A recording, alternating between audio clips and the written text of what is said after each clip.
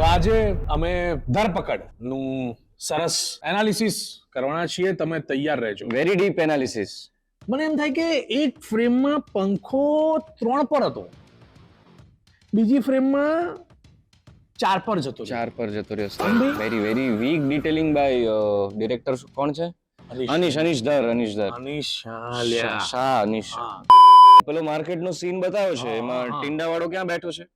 એ ત્યાં બેસતો જ નથી સાહેબ. એ ટીંડા વાળો સામેની બાજુ બેસે છે. હું રોજ ત્યાં ટીંડા લેવા જઉં છું. અરે કંકોડો વાળો ત્યાં બેસે છે એમ કહું છું. હા, એ ત્યાં. હા, let's cut to public reactions. Yeah bro.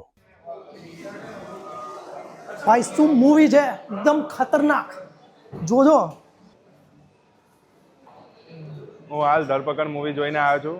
એમાં બી આ ફાધર સનનો જે કિરદાર છે આ મૂવીમાં બહુ જ ઓસમ છે. હું 2-5 મિનિટ માટે ઇમોશનલ થઈ ગયો છું અને બહુ જ સારું રડ્યો છું. કાપો યાર, ઓવર એક્ટિંગ ના પૈસા કાપો. આ ટી શર્ટ દેખાય છે તમને? આ ટી શર્ટ ધ્યાનથી જોજો. આ ટી શર્ટને જ્યારે આ ટી શર્ટ પહેરીને હું ફિલ્મ જોવા જાઉં છું ને ત્યારે ફિલ્મ સારી જ નીકળતી હોય છે, પણ આ વખતે મજા ના આવી. ઓ દોસ્ત, ના ચાલે નહીં યાર. બસ આવા રિવ્યુઝ તમને જો અરેસ્ટ કરે એ પહેલા તમે જુઓ ધરપકડ, India's first film on digital arrest. Please go and watch it તમારા નજીકના સિનેમાઘરોમાં. તમારા નજીકના સિનેમાઘરો.